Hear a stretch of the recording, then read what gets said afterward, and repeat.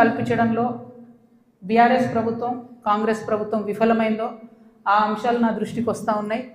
At the same time BRS ప్రజాప్రతినిధులు కాంగ్రెస్ ప్రజాప్రతినిధులు చేసినటువంటి అక్రమాలు ఆక్రమణలు దురాగతాలు దాష్టికాలు ఇవన్నీ కూడా నా దృష్టికి వస్తూ ఉన్నాయి.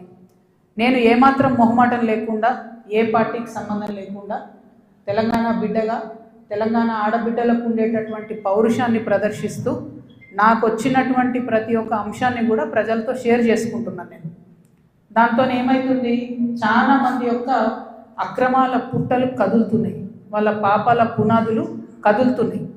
దాంతో నా మీద దాడి ప్రారంభించి ఏంటి దాడి, నేను కాంగ్రెస్ పార్టీతోని అంటకాగి ఉన్నాను, కాంగ్రెస్ పార్టీతోని అండర్స్టాండింగ్తో నేను పనిచేస్తున్నాను, ఎందుకంటే నాకేదో ఫైనాన్షియల్ బెనిఫిట్ కోసం నేను పనిచేస్తున్నా అని చెప్తున్నారు. దీనికి ఎక్కడ మొదలుపెట్టిండ్రు, నేను ఎప్పుడైతే జాగృతి జనం బాట అని చెప్పి బయటికి రావాలనుకున్నానో ముందు సోషల్ మీడియాలో ఒక ప్రచారం మొదలుపెట్టింది. నా భర్త గౌరవనీయులు అనిల్ కుమార్ గారి ఫోటోను చూపిస్తూ దాంట్లో ఏవి రెడ్డి గారు అనేటటువంటి వ్యాపారవేత్త నా భర్త కలిసి ఏదో ల్యాండ్ లావాదేవీలు చేశారు, ఆ ల్యాండ్ లావాదేవీ వల్ల నాకేదో పెద్ద ఎత్తున ఫైనాన్షియల్ బెనిఫిట్ అయింది, అట్లా నాకు కాంగ్రెస్ పార్టీకి అవినాభావ సంబంధం ఉంది అనేటటువంటి అంశాన్ని ప్రజల మధ్య ప్రమోట్ చేసే ప్రయత్నం చేస్తున్నారు. ఈ వెకిలి ప్రయత్నాలు చేస్తున్నటువంటి గుంటనక్కలందరూ కూడా నేను చెప్తా ఉన్నా, నేను ఇంకా మీ చిట్టా విప్పడం ప్రారంభించలేదు, ఓన్లీ టాస్ వేసిన అంతే. ఆ టాస్కే ఇంత భయపడితే ఎట్లా మీరు? ముంగటి ఇంకా టెస్ట్ మ్యాచ్ ఉంది మామూలుగా అనుకుంటారే ఇది కథ, జస్ట్ టాసే, ఇప్పటికే గెలిచినాం ఆల్రెడీ మేము జాగ్రత్తలు, ఎందుకు భయపడుతున్నారు మీరు ఇంతగా? ఏమన్నాడు నా భర్త, మీరు అధికారంలో ఉన్న 10 ఏళ్ళలో ఎన్నడన్నా వచ్చి మిమ్మల్ని ఒక పని అడిగినామా మేము? ఎక్కడన్నా ఎప్పుడన్నా ఒక ఫేవర్ అడిగినామా మిమ్మల్ని? ఒక్క విషయంలో అన్నా అవుట్ ఆఫ్ ద వే పోయి ఏ ఒక్క మంత్రితోని కానీ కేసీఆర్ గారితో కానీ కేటీఆర్ గారితో కానీ హరీష్ రావు గారితో కానీ నా భర్త కానీ నేను కానీ ఏమన్నా ఫేవర్ తీసుకుని ఉంటే చెప్పండి, దమ్ముంటే చెప్పండి. ఊరుకుంటుంటే తమాషాలు చేస్తున్నారు. మీరు వెకిలి ప్రయత్నాలు మానుకోండి.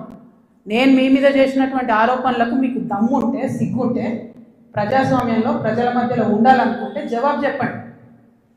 అంతేగాని నా మీద మొరిగేటటువంటి వాళ్ళందరినీ వదిలిపెట్టి ఏది పడుతుంది మాట్లాడితే నేను చూస్తూ ఊరుకుంటాను అనుకోవద్దు. నేనేం తప్పు చేయలేదు. బీఆర్ఎస్ ఉన్నటువంటి అధికారంలో ఉన్నటువంటి 10 సంవత్సరాలలో ప్రభుత్వం నుండి నేను ₹1 కూడా లాభం పొందలేదు. మీరు చేసినటువంటి అక్రమాలన్నీ నా మీద ఆపాదిద్దామని చూసుకుంటే నేను ఊరుకునే వ్యక్తిని కాదు. నీతి నిజాయితీ నా వైపు ఉంది కాబట్టి నేను ఇలా ధైర్యంగా కుండబద్దలు కొట్టినట్టు ఎక్కడికి పోయినా మాట్లాడుతున్నా. నాకు ఎవరితో అండర్స్టాండింగ్ లేదు, ఎవరితో వ్యాపారం లేదు. నా భర్త ఎప్పుడైతే టీఆర్ఎస్ అధికారంలోకి వచ్చిందో నేను నా భర్త ఒకటే విషయం అనుకున్నాం.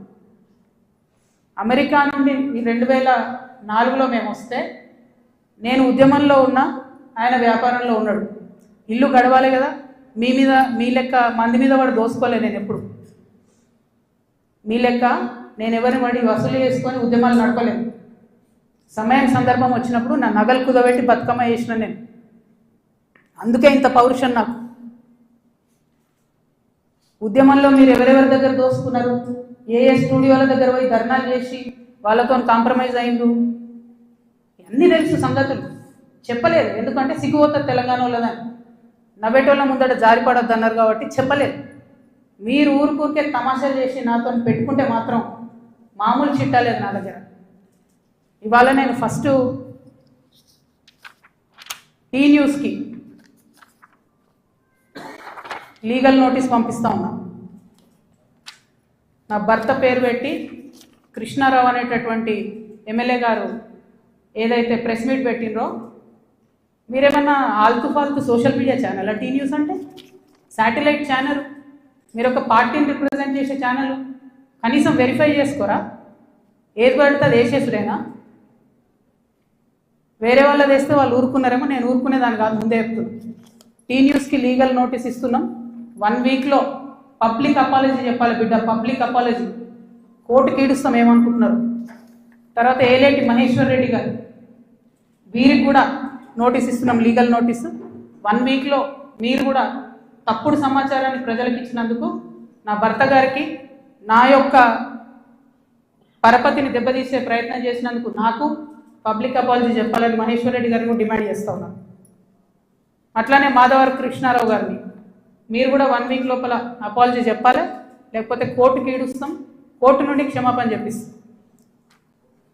ఇది నాకు సంబంధం లేని వ్యక్తులు. నేను జాగృతి జనంబాట కార్యక్రమంలో పోతా ఉంటే సడన్గా సోషల్ మీడియాలో ప్రచారం ప్రారంభమవుతుంది. వెంటనే ఏలేటి మహేశ్వర్ రెడ్డి గారు బీజేపీ ఫ్లోర్ లీడర్, ఆయనకి ఏం పనో నాకు అర్థం కాదు, ఆయనకు నాతోనేముందో అర్థం కాదు, నన్నంటే పొలిటికల్గా ఆయనకి ఏం లాభం వస్తుందో నాకు అర్థం కాదు. ఆయన బయటకు వచ్చి సీరియస్గా ప్రెస్ మీట్ పెట్టిండు. ఓకే, ఏం పెడతాడు ప్రెస్ మీటు? ఒక ఫోటో ఉన్న కాపీ తీసుకొని నా భర్తది, దాంట్లో ఏవి రెడ్డి గారి పేరు ఉంది, అది చూపించుకుంటే ఇగో వీళ్ళకి వ్యాపారాలు ఉన్నాయని చెప్తుంటాడు. అసలు ఆయనకి ఏం సంబంధం? అది ఉన్న పొలిటికల్ ఇష్యూవా? ఎందుకు మాట్లాడిండు? ఓకే, అంటే దీని వెనుక ఉన్న స్ట్రాటజీ చేసేసి తెలంగాణ ప్రజలు అర్థం చేసుకోవాలి. హరీష్ రావు గారు, బీఆర్ఎస్ పార్టీ ఏదైతే నా మీద దుష్ప్రచారం చేయాలనుకుంటున్నారో అది ఏలేటి మహేశ్వర్ రెడ్డి గారి నోటి నుండి వస్తుంది, బీఆర్ఎస్ పేడ్ సోషల్ మీడియా నోటి నుండి వస్తుంది, ఆ తర్వాత కృష్ణారావు గారు లాంటి ఎమ్మెల్యేల నోటి నుండి వస్తుంది. అంటే వీళ్ళందరూ ఒక స్ట్రాటజికల్గా ఏంటంటే ఆడపిల్ల బయట తిరుగుతుంది, ఈమెకు అన్ని విషయాలు అర్థమవుతున్నాయి, ప్రజలు వచ్చి చెప్పుకుంటున్నారు, బాధితులు వచ్చి చెప్పుకుంటున్నారు, ఈమె ఇంకా చెప్తే భయం అవుతుంది, మాకు ఇబ్బంది అవుతుంది అని చెప్తున్నారు. నేను మీలాగా పారిపోయే తిరిగిపోందని కాదు. మీరు ఏదైతే నా భర్త ఫోటో చూపించి మాట్లాడుతున్నారో ఆ ల్యాండ్కి సంబంధించి ప్రతి ఒక్క విషయాన్ని ఇవాళ నేను తీసుకొని వచ్చిన. ఇవాళ నేను ఎట్లా ట్రాన్స్పరెంట్గా క్లారిటీ ఇస్తున్నానో